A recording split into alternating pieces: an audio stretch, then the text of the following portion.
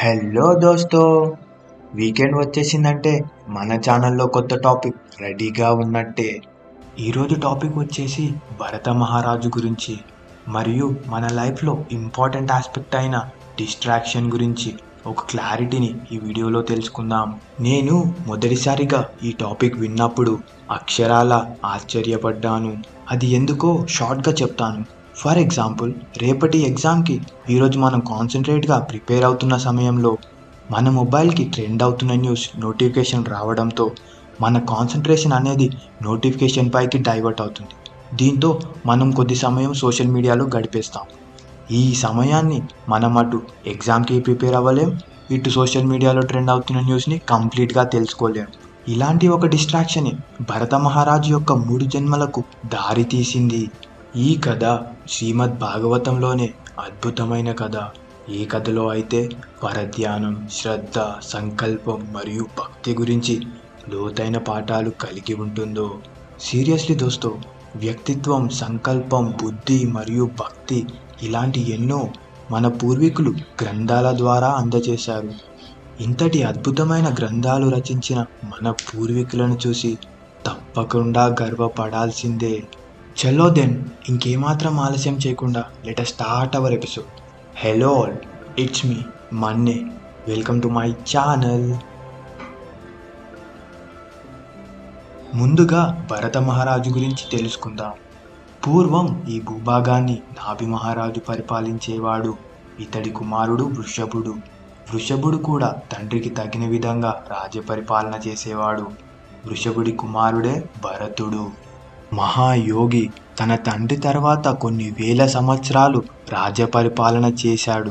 అప్పటి వరకు అజనాభం అని పిలువబడుతున్న ఈ భూభాగం అతడి పాలనలో భరతవర్షంగా పిలువబడింది. ఇంతటి సుదీర్ఘ పరిపాలన చేసిన తర్వాత భరత మహారాజు ఇలా అనుకున్నాడు, ఇంకెన్ని రోజులు ఈ రాజ్య పరిపాలన చేస్తాను, ఇంకెన్ని రోజులు ఈ రాజ్యభోగాలను అనుభవిస్తాను. అందుచేత పవిత్ర స్థలానికి వెళ్ళి ధ్యానం చేసుకుంటాను.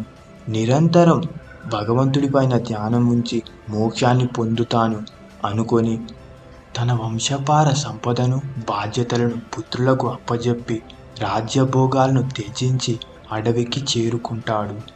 ఇలా తాను అనుకున్న విధంగానే గండకీ నది తీరంలో ఉన్న ఆశ్రమంలో ప్రకృతి వైపరీత్యాలకు ఏమాత్రం అధైర్యం చెందకుండా నిరంతరం ధ్యానం చేస్తూ ఉండేవాడు.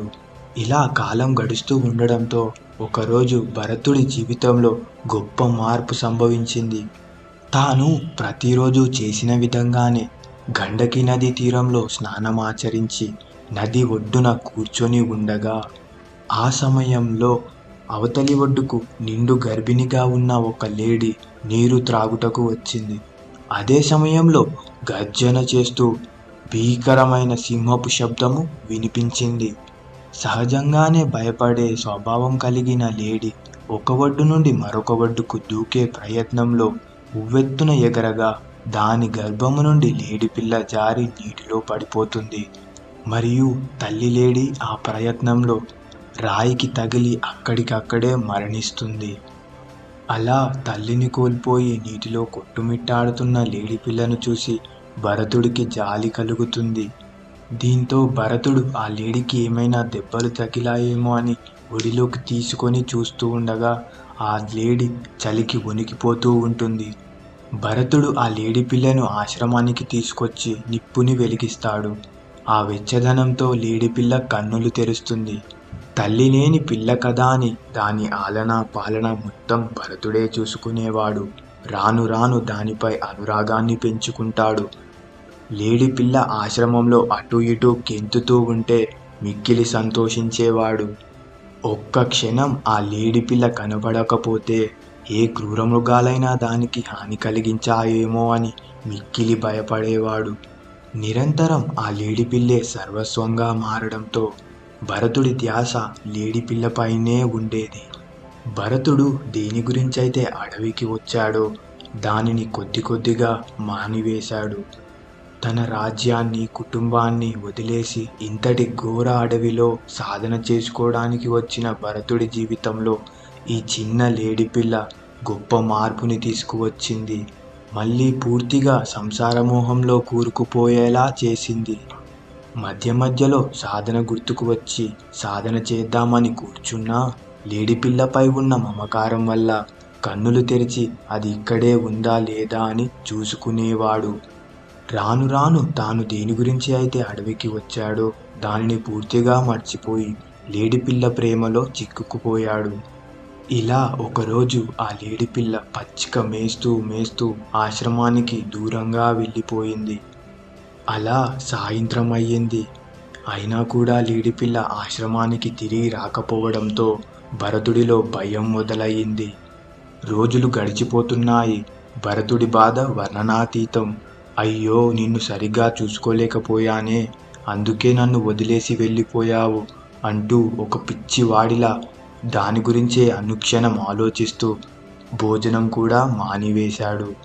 అలా ఒకరోజు భరతుడి బాధ చూడలేక ఏదో మ్యాజిక్ జరిగినట్టుగా ఆ లేడిపిల్ల వచ్చి భరతుడి ఒడిలో కూర్చుంటుంది. అంతే, లేడిని చూసిన భరతుడి ఆనందానికి హద్దులే లేవు. ఇంకేమాత్రం అజాగ్రత్తగా ఉన్న ఈ లేడిపిల్ల మళ్ళీ తప్పిపోయే అవకాశం ఉందని అతడి పనులన్నీ పక్కన పెట్టి లేడిని చూసుకోవడమే పనిగా పెట్టుకుంటాడు. ఇక భరతుడికి అంతిమ గడియలు చేరుకున్నాయి. కానీ అప్పుడు కూడా అతడి ధ్యాస లేడిపిల్లపైనే ఉన్నది.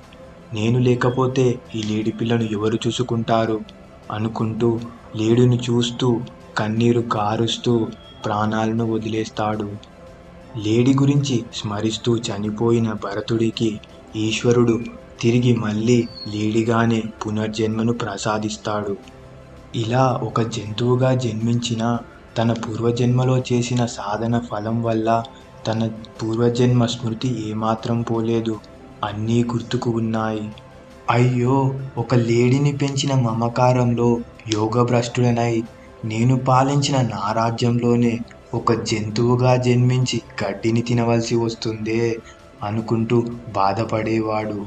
నిరంతరం భగవంతుడి ధ్యానం చేస్తూ తాను పూర్వజన్మలో చనిపోయిన స్థలానికి చేరుకొని అక్కడే జీవిస్తూ చివరగా నారాయణుడి నామాన్ని తలుస్తూ ప్రాణాలను వదిలేస్తాడు. కానీ మోక్షాన్ని పొందడానికి మానవ జన్మ కావాలి కాబట్టి అంగిరసుడు అనే మహర్షికి కుమారుడిగా జన్మిస్తాడు. పూర్వజన్మలో చేసిన సాధనా ఫలం వల్ల అతడికి గత జన్మ జ్ఞాపకాలు అన్నీ గుర్తున్నాయి. అయ్యో, ఒకప్పుడు సాధన చేసుకోవడానికి ఆశ్రమానికి వెళ్ళాను. కానీ లేడిపిల్లపై ఉన్న భ్రాంతి వలన ఒక జంతువులా జన్మించాను. తిరిగి మళ్ళీ కష్టపడి సాధన చేస్తేనే నాకు ఈ మానవ జన్మ లభించింది. ఇప్పుడు మళ్ళీ వీరి మాటలు వింటే నాకు పెళ్లి చేసి సంసార బంధంలో మళ్ళీ నన్ను పడవేస్తారు. ఒక్కసారి లేడిపిల్లపై ప్రేమను పెంచుకున్నందుకే ఇంత కష్టం వచ్చింది అనుకుని ఏమీ తెలియని వాడిలా, ఒక వెర్రివాడిలా ఎవరు చెప్పింది వినిపించుకోకుండా నిరంతరం సాధన చేసుకుంటూ ఉండేవాడు. ఇలా భరతుడిని చూసిన మిగతా వాళ్ళందరూ జడా భరతుడు అని హేళన చేసేవారు. కానీ భరతుడు మాత్రం ఇవేమీ పట్టించుకోకుండా అందరిలో మంచిని మాత్రమే చూసేవాడు. ఇలా ఒకరోజు సింధు రాజ్యానికి రాజు అయిన రుహుగణుడు తన భటులు మోస్తున్న పల్లకిలో అటువైపుగా వెళ్తూ ఉంటాడు. ఇంతలో ఒక భటుడికి ఆరోగ్యం కుదుటిగా ఉండకపోవడంతో మిగతా భటులు ఆ పల్లకి మోయడానికి ఒక బోయిని వెతుకుతూ ఉంటారు. అదే సమయంలో అటువైపుగా వెళుతున్న భరతుడిని పిలిచి పల్లకిని మోసేందుకు పెట్టుకుంటారు. అలా పల్లకి మోసేందుకు అంగీకరించిన భరతుడు తన కాలి కిందికి వస్తున్న చిన్న చిన్న ప్రాణులకు ఏమాత్రం హాని కలగకుండా తన పాదాలను దూరం దూరంగా వేసేవాడు. దీంతో మిగతా భటులకు భరతుడికి ఏమాత్రం పొంతన కుదరకపోవడంతో పల్లకి అటు ఇటు ఊగడం మొదలయ్యింది. దీంతో మహారాజు కోపం తెచ్చుకొని, ఒరేయ్, పల్లకిని సరిగ్గా మోయ్, లేదంటే నా రాజ్యదండనంతో నిన్ను దండిస్తాను అని చెప్పడంతో అప్పుడే భరతుడు మొట్టమొదటిసారిగా మాట్లాడింది. మహారాజా, మీరు ఎవరిని శిక్షిస్తారు? ఎవరు పల్లకిని మోయలేదు అని అంటున్నావు? ఇవన్నీ చేసేది దేహము. నేను మాత్రం కేవలం ఆత్మను అనుకునే జీవిస్తున్నాను.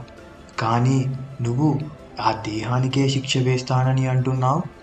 చచ్చిపోయిన శవాన్ని శూలంతో పొడిస్తే పగేమైనా తీరుతుందా? నా దేహానికి శిక్ష వేస్తే నాకు ఏమైనా బాధ కలుగుతుందా?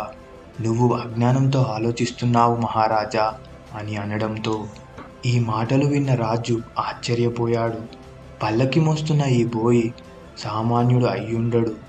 దీంతో ఆ రాజు వెంటనే పల్లకిని దిగి, మీరు చూడడానికి మామూలు వ్యక్తి వలె ఉన్నారు, కానీ మీ మాటలు బ్రహ్మజ్ఞాని వలె ఉన్నాయి. నన్ను క్షమించి నాకు తత్వబోధను ప్రసాదించండి అని ప్రార్థిస్తాడు. దీనికి భరతుడు ఏమన్నాడో మరో వీడియోలో తెలుసుకుందాం. అప్పటి వరకు లైక్ చేసి షేర్ చేయండి. ఇలాంటి మరిన్ని వీడియోస్ కోసం సబ్స్క్రైబ్ బటన్ని గట్టిగా కొట్టండి. చలో దెన్, మరో వారం మరో టాపిక్ డిస్కస్ చేద్దాం. అప్పటి వరకు stay tuned. It's me Manne signing off. Bye bye.